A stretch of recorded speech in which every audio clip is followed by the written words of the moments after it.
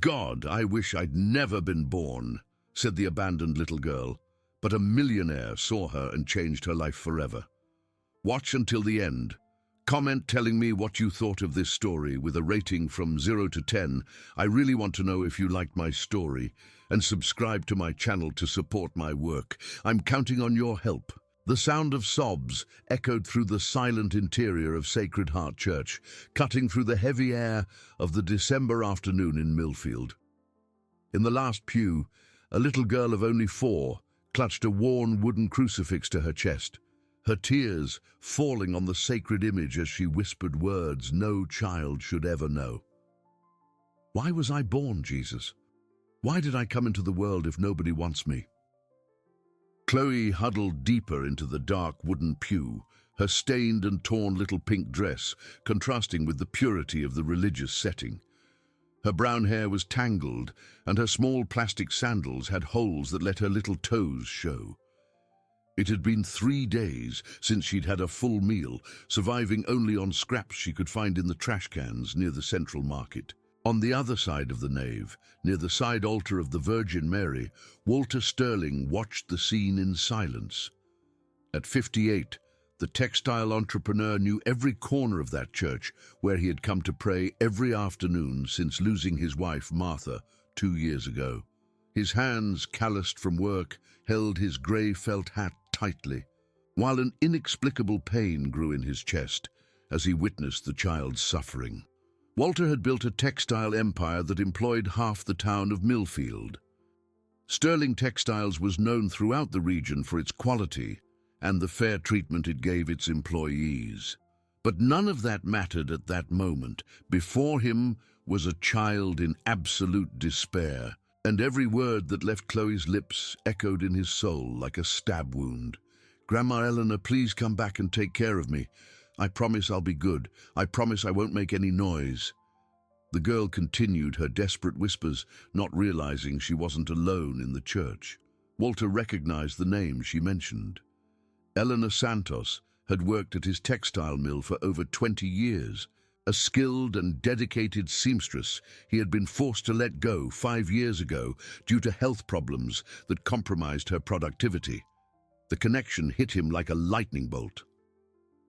Just then, the side door of the church opened and Sister Benedicta entered, carrying flowers for the altar. The 62-year-old nun stopped abruptly when she saw Chloe in the last pew. It wasn't the first time she had found the girl there, but the intensity of her crying alarmed her. "My child, what is happening?" asked Sister Benedicta, approaching carefully. Chloe lifted her red, swollen eyes, trying to hide her face with her small, dirty hands. "I'm sorry, sister. I'll leave now. I know I can't stay here long." "Who said you can't stay here? This is the house of God, and all children are welcome." Walter watched the conversation from a distance, each word intensifying the storm of emotions raging inside him. There was something about this situation that stirred painful memories of when his own daughter, Isabel, had left home 20 years ago after a terrible argument about her plans to move to New York City. He hadn't heard from her since, and regret consumed his silent days. "Grandma Eleanor is in the hospital," Chloe explained in a trembling voice. "The men in white came to get her a long time ago and said she was very sick. I've been on the street since then, but when it rains, I come here because Jesus doesn't mind if I'm dirty." Sister Benedicta felt her heart break. During her 30 years of religious service, she had seen many vulnerable children, but something about Chloe's purity and desperation touched her in a special way. "And your parents, dear? Where are they?" "I don't know. Grandma Eleanor always said they went to work far away and would come back for me, but they never did. She took care of me since I was tiny, but now she's gone." Walter felt his legs tremble. He approached discreetly, pretending to examine the church's stained glass windows, but staying close enough to hear every word. The girl spoke with a maturity that didn't match her age, the result of a premature suffering that no child should ever know. "Where have you been sleeping, my child?" asked Sister Benedicta, already dreading the answer. "There's an awning on the market street where it doesn't drip when it rains, and sometimes Tony from the bakery lets me sleep near the door when it's really cold." The revelation was like a punch to Walter's gut. A 4-year-old child sleeping on the streets of his city while he lived comfortably in his lonely mansion. The irony of the situation hit him with full force. He had spent the last 2 years lamenting his loneliness, while an orphan child fought for survival just a few blocks from his home. Sister Benedicta hugged Chloe tenderly, feeling the fragility of that small body. "You don't have to sleep on the street anymore, dear. We will find a safe place for you. But what if Grandma Eleanor gets better and comes looking for me? I have to stay where she knows how to find me." The girl's innocent faith in a return that might never happen completed the transformation in Walter's heart. At that moment, a decision crystallized in his mind with absolute clarity. He could not allow this child to continue suffering while he had the resources to help her. When Chloe and Sister Benedicta left the church, Walter remained motionless for long minutes, processing everything he had witnessed: the connection to Eleanor, the similarity of the situation to his own family loss, and especially the desperate purity of that child, had awakened something in him he thought had died since Isabel's departure. That night, Walter couldn't sleep. He walked through the empty rooms of his house, remembering how those spaces were once filled with childish laughter when Isabel was young. The guilt he carried for letting pride destroy his relationship with his daughter now mixed with the urgency to do something for Chloe. At 5 in the morning, he made a decision that would change not only his life, but also the destiny of the girl who had inexplicably touched his heart. He called Lucy, his housekeeper of 15 years, and asked her to prepare baskets of food and children's clothes. "But Mr. Sterling, who are these things for?" asked Lucy, puzzled by the unusual request. "For a child who needs it more than we do," he replied without revealing the details. What Walter didn't know was that his decision to secretly help Chloe would set off a series of discoveries that would reveal impossible connections between the past and the present, transforming a simple act of charity into something much deeper and more meaningful than he could ever have imagined. The next morning, Chloe woke up under the market awning, with her body aching from the cold of the early morning. Her eyes were still swollen from crying the night before, but something different caught her attention. There, near where she had slept, was a wicker basket covered with a white embroidered cloth. With her heart pounding, the girl approached the basket and lifted the fabric. Her eyes widened as she discovered fresh bread, fruit, a small cup of yogurt, clean clothes folded neatly, and even a brown teddy bear with a red ribbon around its neck. At the bottom of the basket was an unmarked white envelope. "Did someone leave this for me?" Chloe murmured, looking around the still empty street. Her small fingers trembled as she opened the envelope and found a handwritten note. "For a special child who deserves all the love in the world, a friend who is cheering for you." Chloe pressed the letter to her chest, feeling an emotion she hadn't experienced in months. For the first time since Grandma Eleanor had been taken to the hospital, someone cared about her. But who could this mysterious friend be? Across the street, hidden behind the display window of a fabric store, Walter watched the girl's reaction with a discreet smile. He had arrived there at 5 in the morning to leave the basket, making sure no one saw him. The look of surprise and joy on Chloe's face was worth more than all the profits of his textile mill. Meanwhile, at Walter's house, Lucy was tidying the kitchen after preparing the mysterious basket. The 52-year-old housekeeper had known her employer for 15 years and could tell when something important was happening. The change in his behavior, the unusual request for food and children's clothes, and especially the different sparkle in his eyes, indicated that Walter was hiding something significant. "Good morning, Mr. Sterling," Lucy greeted him when he arrived home. "Was the basket delivered?" Yes, it was, Lucy, and very well prepared, thank you. May I ask who the child is that's receiving this help? Walter hesitated for a moment, running a hand through his greying hair. She's an orphan girl who wanders the streets. She needs care. Lucy frowned, a look of recognition crossing her face.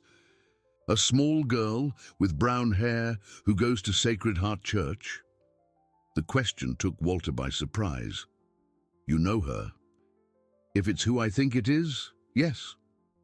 Chloe, isn't it? Eleanor's little granddaughter. The name confirmed Walter's suspicions, but the revelation that Lucy also knew the girl raised new questions. How do you know about her? Lucy wiped her hands on her apron, her face taking on a melancholic expression. Eleanor was my neighbor when I lived in the St. Jerome neighborhood before I came to work here. I watched that little girl grow up. When the old woman was hospitalized, I was worried, but I didn't know how to help. The discovery created an even deeper connection among everyone involved. Walter felt as if fate were weaving invisible threads, joining stories that seemed separate. Why didn't you tell me about her before? Walter asked. I didn't know you would be interested. Besides, after Eleanor was let go from here, she became different, more withdrawn. I tried to help a few times, but she was too proud to accept charity. Walter felt an even heavier weight on his heart. Eleanor had been dismissed for health problems that he, at the time, had considered merely productivity issues. He never imagined that behind those problems was a story of suffering and responsibilities that went far beyond the workplace. Meanwhile, Chloe had found a more sheltered spot to enjoy her first full meal in days. Sitting on the steps of Sacred Heart Church, she ate the bread with a delicacy that revealed her upbringing. Even amidst adversity, Sister Benedicta found her there when she arrived for morning prayers. Good morning, my dear. I see you found some food. Sister, a miracle happened, Chloe exclaimed, her eyes shining with joy. Someone left a basket full of food for me. And look, she showed off the teddy bear. He looks like Buttons, the teddy bear I had when I lived with Grandma Eleanor. Sister Benedicta examined the basket and the note carefully. The quality of the items, the careful handwriting, and especially the anonymous nature of the donation piqued her curiosity. In her years of social work, she had learned to distinguish between superficial charity and genuine concern. It must be someone who cares a great deal about you, said the sister. But Chloe, we need to talk about your situation. You can't keep sleeping on the street. But what if Grandma Eleanor gets out of the hospital and comes looking for me? She always said my parents would come back for me, that I just had to wait. The girl's innocent faith broke the nun's heart. Dear, let's visit Grandma Eleanor in the hospital today.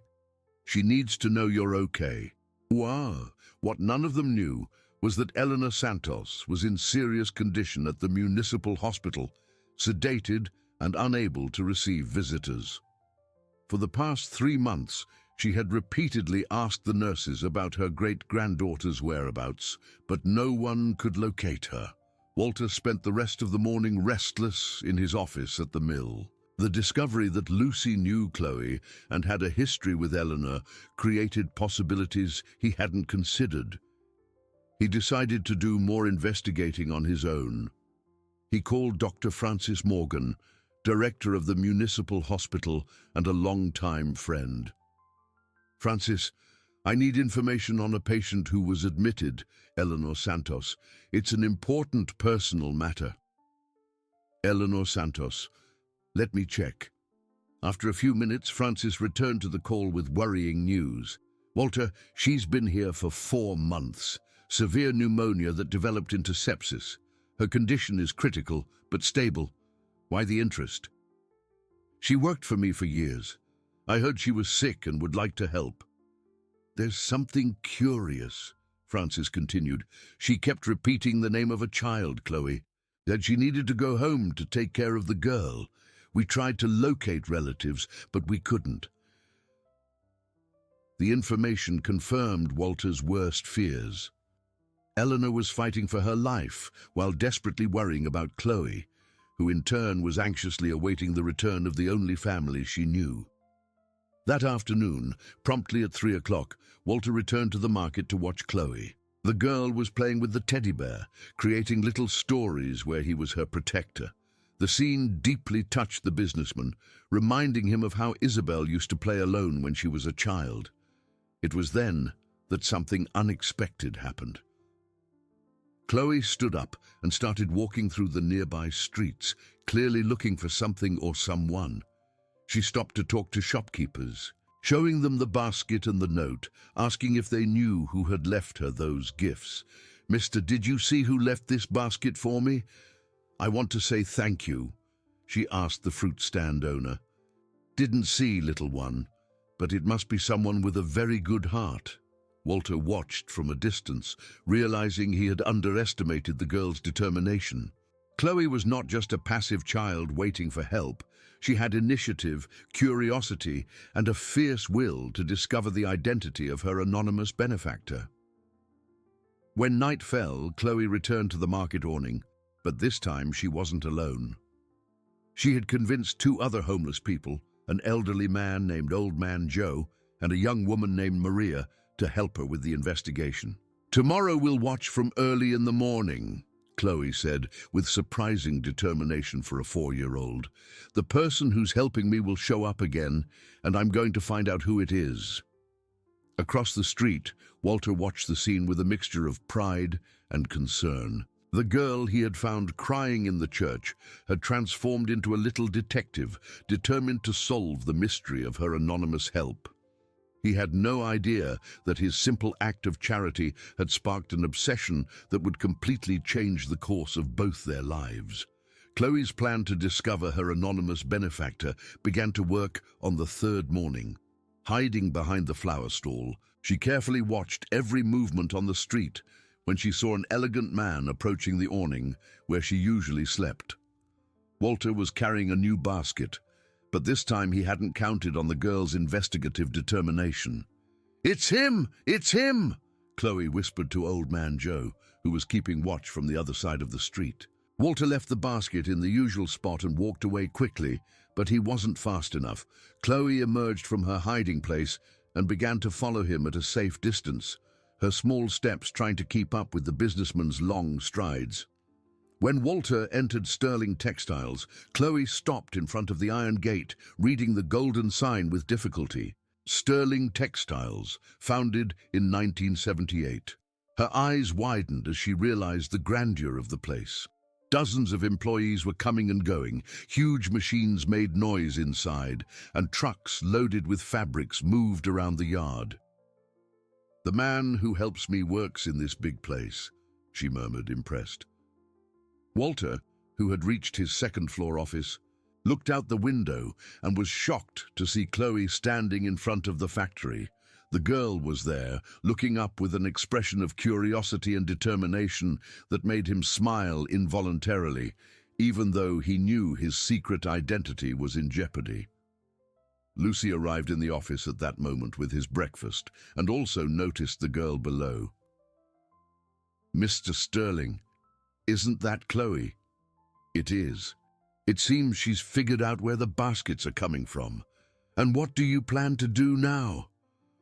Walter was silent for a few minutes, watching Chloe talk to Joe, the factory's gatekeeper. The girl was gesturing animatedly, clearly asking questions about who worked there. "I think it's time to be more direct," he said finally. He went down to the main gate, where he found Chloe explaining to Joe that she was looking for a good man who leaves food for children on the street. "Good morning, little one," Walter said, crouching down to her level. Chloe stared at him with her big, clever eyes. "Good morning, mister. Do you work in this big factory?" "I do. And you, what are you doing here?" "I'm looking for someone very important. Someone with a very good heart who is helping me." The sincerity in the girl's voice touched Walter deeply. "And how do you know this person works here?" "Because I saw him. I'm very clever, you know. My grandma Eleanor always said I was a clever little bird." The mention of Eleanor made Walter swallow hard. "You know Eleanor Santos?" Chloe's eyes lit up. "You know my grandma? How? Where is she? Is she out of the hospital yet?" The flood of desperate questions revealed to Walter the depth of the girl's suffering. She still hoped Eleanor would come back for her. "Your grandmother worked here for many years. She was an excellent seamstress," Walter said carefully. "And are you really her granddaughter?" "I'm her great-granddaughter. She always told stories about when she worked in a fabric factory, that the boss was good and fair. Could it have been here?" Walter felt a lump in his throat. All those years, Eleanor had spoken well of him to Chloe. Even after being dismissed for health reasons, she held on to good memories of her time at the mill. "How about we talk somewhere more comfortable? You must be hungry." Chloe hesitated. Grandma Eleanor had always warned her not to go with strangers, but there was something about this man that reassured her. Maybe it was the kindness in his voice, or the fact that he knew her great-grandmother. Walter took her to a nearby diner, where he ordered a sandwich and juice for her. As Chloe ate with appetite, he took the opportunity to learn more about her story. "Chloe, tell me about your parents." "Grandma Eleanor said they went to work in a big city to save money and then come back for me. She said it was New York City, that there was more work there." "And do you remember them?" "Not much. I was very little when they left, but Grandma kept a picture of them on her dresser." Walter absorbed every piece of information, mentally assembling the puzzle of Chloe's life. Parents who had migrated in search of opportunities, leaving their daughter in the care of her great-grandmother, an unfortunately common situation in small American towns. "Chloe, I need to tell you something important," Walter said, taking a deep breath. "I was the one who left the baskets for you." The girl stopped eating and stared at him in amazement. "It was you, really?" "Yes, it was. I saw you in the church the other day, so sad and alone, and I wanted to help. But why? You don't even know me." The simple question carried a depth that caught Walter off guard. How could he explain to a 4-year-old child that her pain had awakened memories of old regrets, of lost opportunities to be a better father? "Because every child deserves to be cared for and loved," he said simply. Chloe smiled for the first time since he had met her. "Are you the good man Grandma Eleanor talked about who worked at the factory?" "It might be." At that moment, Walter's cell phone rang. It was Dr. Morgan from the hospital with urgent news about Eleanor. "Walter, I need to give you some information about Eleanor Santos. We managed to locate some of her personal documents. There's something you need to know about the child she was caring for." "Go on," Walter said, stepping away from Chloe slightly. "We found birth certificates and documents at her house. The girl, Chloe, is the daughter of Adam Santos and Josephine Ferreira. The interesting thing is that on the birth certificate of the child's father, Adam, a certain Isabel Sterling is listed as the paternal grandmother." Walter's world collapsed in that instant. Isabel, his lost daughter, had a son he never knew. And now, the granddaughter of this unknown son was sitting in front of him eating a sandwich and calling him a good man. "Are you sure about this information?" he asked, his voice trembling. "Absolutely. Isabel Sterling, born in Millfield in 1979. Would that be your daughter?" Walter ended the call with shaking hands. Chloe wasn't just an orphan girl who had touched his heart. She was his great-granddaughter, the daughter of the grandson he never knew existed, the fruit of the daughter he had lost because of his pride and stubbornness. He returned to the table where Chloe was finishing her sandwich, the girl's eyes shining with contentment. She had no idea that the man sitting across from her was her great-grandfather, nor that her world was about to change in an even more radical way. "Mister, can I ask you a question?" Chloe said, wiping her mouth with a napkin. Of course, dear. Can you teach me how to write a letter? I want to send a letter to my parents in New York City so they know where I am. Grandma Eleanor always said they would come back, but maybe they're lost and can't find me. The innocence of the question almost made Walter cry right there. Chloe still believed her parents would return. Not knowing she had just found a family she never knew she had. The weight of the revelation was immense, but he knew he had to act carefully so as not to further traumatize a child who had already suffered so much. The meeting that had begun as a simple act of charity had become the most important discovery of both their lives, connecting generations that time and regret had torn apart. 3 weeks had passed since the revelation that changed everything in Walter's life. During that time, he had spent entire days researching Isabel and uncovering the missing pieces of his family's history. Each new piece of information was like a dagger to his heart, revealing a lifetime of regrets that now materialized in the form of an orphan great-granddaughter. Chloe, for her part, had temporarily moved into a room in Walter's house. He had convinced the girl it would only be until Grandma Eleanor gets better. But they both knew, on different levels of consciousness, that this situation was more permanent than it seemed. The adjustment hadn't been easy. Chloe woke up crying every night, calling for Eleanor, and during the day she constantly asked when she could visit her great-grandmother in the hospital. Walter made up medical excuses, but the truth was that Eleanor had slipped into a coma 2 weeks ago, and the doctors were not optimistic about her recovery. On that January morning, while Chloe was playing in the garden with Lucy, Walter received a call that would change everything again. It was Dr. Morgan from the hospital, but this time with completely unexpected news. "Walter, you need to come to the hospital immediately. We have visitors looking for Eleanor Santos and the girl, Chloe." What visitors? A young couple from New York City. They claimed to be the child's parents. They arrived early this morning asking about the grandmother's condition and wanting to know where their daughter is. Walter's blood ran cold. After weeks of believing Chloe's parents might never return, they had appeared just as he was starting to get used to his great-granddaughter's presence in his life. Do they have documents? How can I be sure they are really the parents?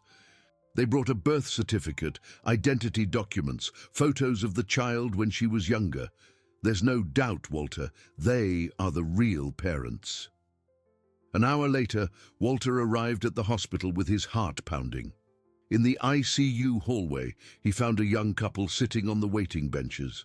The man, about 25, had features that vaguely resembled Isabel, though Walter couldn't be sure. The woman, of the same age, was holding a small photo of Chloe and crying silently.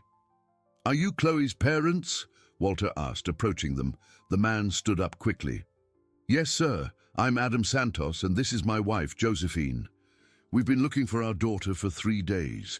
We found out her grandmother is in the hospital here, but no one can tell us where Chloe is." "How did you find out Eleanor was hospitalized?" Josephine wiped her tears and answered, "We sent money every month for her to take care of Chloe. When the money started coming back without being withdrawn from the account, we got worried. We came to Millfield and found out that Eleanor has been in the hospital for months." Adam added, his voice thick with guilt, "We should have come sooner. We thought she was fine, that she was just saving the money. We never imagined our daughter could be in need." The parents' explanation revealed to Walter an even more complex reality. They had not abandoned Chloe out of neglect or lack of love, but because of economic circumstances that had forced them to make difficult decisions. For 2 years, they had religiously sent money, working in precarious conditions in New York City to support the daughter they couldn't personally raise. "Where is our daughter now?" Josephine asked, anxiety evident in her voice. Walter hesitated. How could he explain that he had found their daughter living on the streets and that she was now in his house? How could he reveal that he was the great-grandfather they didn't even know existed? "She is safe, with me. I found her in a difficult situation and took her in temporarily. With you? Adam frowned, suspicious. And who are you exactly? My name is Walter Sterling. Eleanor worked for me for many years. The surname provoked an unexpected reaction in Adam. His eyes widened and he took a step back as if he'd been punched. Sterling? Did you say Walter Sterling?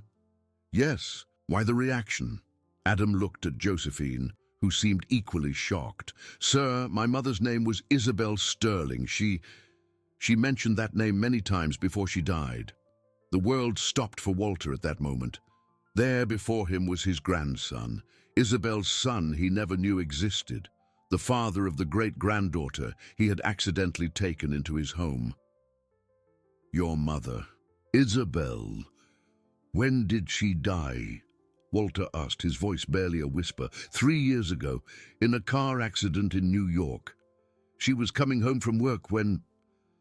Adam trailed off, visibly emotional. Why are you asking this? Did you know her? Walter sat down heavily on the hospital bench. Adam, I need to tell you something that will change everything. Isabel Sterling was my daughter. The silence that followed was deafening. Adam and Josephine looked at each other, processing the impossible information they had just received. That's impossible, Adam said finally. My mother always said her father was a strict, proud man who wanted nothing to do with her after she left home, that he was never interested in meeting his grandchildren. Adam's words were like daggers in Walter's heart. That's true. I was everything you said. When Isabel wanted to move to New York 20 years ago, we had a terrible fight. My pride wouldn't let me accept her decision, and we never spoke again. I never knew she had gotten married, that she had a son, that I had a grandson. Josephine, who had remained quiet, finally spoke.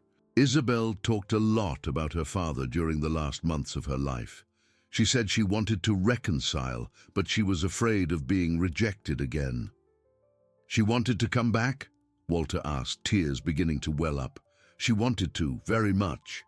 Especially after Chloe was born. She said she wanted her granddaughter to meet her great-grandfather, but she always postponed the meeting. She said she needed to gather her courage first.